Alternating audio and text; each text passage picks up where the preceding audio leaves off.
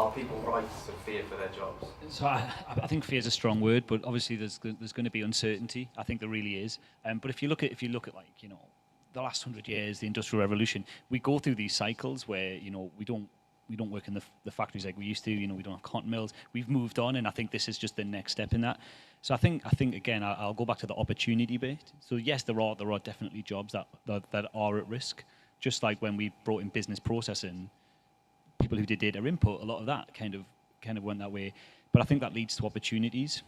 I think there is an opportunity that we need to retrain people and ourselves to do the work. That is a guarantee.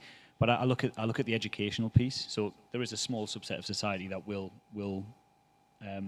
be impacted, and it's going to be really key to see how that's managed by society and by the government and by organisations.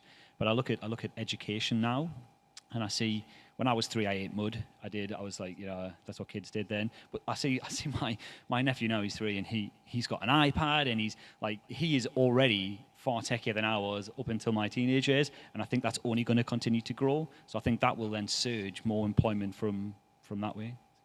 Another question as well. Sorry, does that answer?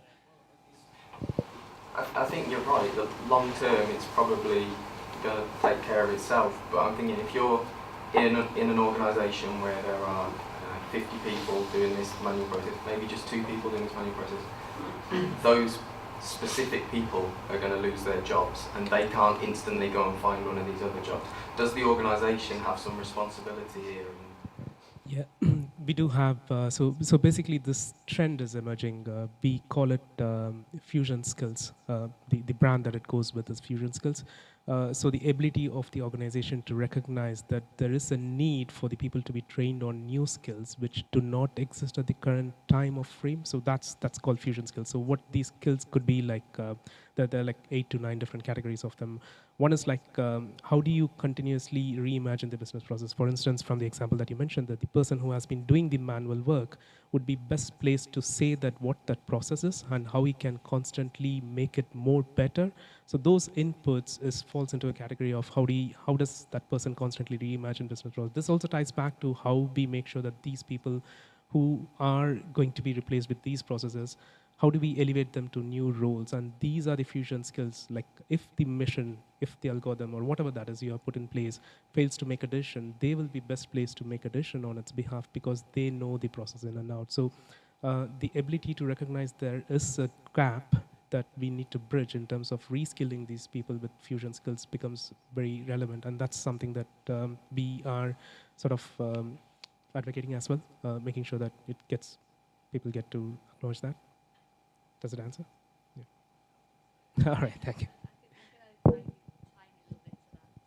And this is purely my just personal opinion, but I think there will always be elements of potential redundancies. That's just a fact, and that's nothing new. Right? You know, that's not something that's been brought about by AI per se. That's something that historically, across all industries, has happened. You know, companies go up and down. There will be cases where genuinely they're looking at these new technologies because financially they simply have to make headcount reductions, and sadly that's a fact.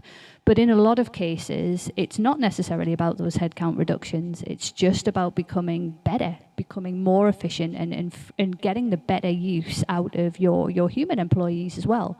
And I think in those instances, there is an obligation with a lot of the employers, and one that actually from what I've seen, employers are embracing in terms of putting a support piece around those individuals and around those roles that says, yes, actually, we are going to use some of these tools and tech to make what you were doing more efficient, free of human error that creeps into these processes. But equally, we're going to support you hand in hand to help develop these new skills and help you identify another area of the business where you can really go and add value. And I think, as I say, certainly from what I've seen, there's a lot of companies and organisations that are very much putting that support structure in place rather than simply going, it's about replacing a person with a machine. Sorry, can I just quickly follow up that? In those examples where that happens, that sounds great. How do people react to that? The people who this is being done to? it's going to depend on the person. So you're going to get two flavors of it, right? You're genuinely going to get some people who kind of go, I don't want any part of that. No, this robot's taking my job. I don't want to know. I'm going to leave anyway. What you actually see more of is the people who actually go, fantastic, I am so sick to death of this data entry role. My company is now going to pay for me to upskill in something that I find really interesting, where I feel like I'm coming to work and adding genuine value every day, doing something different every day. And a lot of people have really responded quite positively to it because it means quite an exciting opportunity for them. As I say, though, equally, there will always be people who react the other way, and I think that it's probably true of most things. So it sounds like the amount of fear that people are going to feel is directly related to who their boss is or who the leadership of the country is. So there's also a bit of a perspective here, right? We tend to look at it as a bad thing, but there are some jobs that people want to move away from. For instance, there are some jobs in terms of content viewing and content reading and reading at even looking at the different communications that come for different organizations. Let's say it's a health organization, and people open that and constantly read through that. They read through the information which is not so pleasant, and it depresses them. As a human, it generally depresses them. So imagine, or you might have heard about YouTube and Facebook, where people have to watch videos and they have to make a decision whether this can be allowed or not. That's like real people doing that job, right? So imagine the psychological trauma that they will have to go through in order to get to that point of filtering the videos or filtering the content. And imagine a machine doing it. The person is going to be glad to perform a superior role there rather than having to see that. So there's a bit of perspective as well as to what is that we are getting rid of. So it's always not going to be, yes, agreed, but that's where we are speaking about the fusion skills and everything else, but there are elements where it's going to be more of a beneficial thing in nature.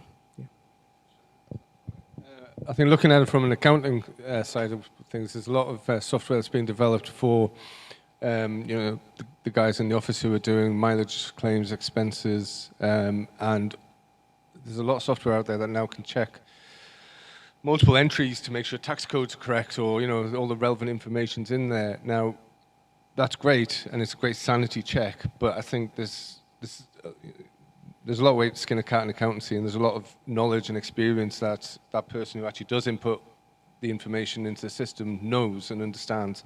But actually having the AI in place to ultimately reduce that human error, but to also have that check in place is ultimately going to become more efficient for the accounting company and the clients themselves.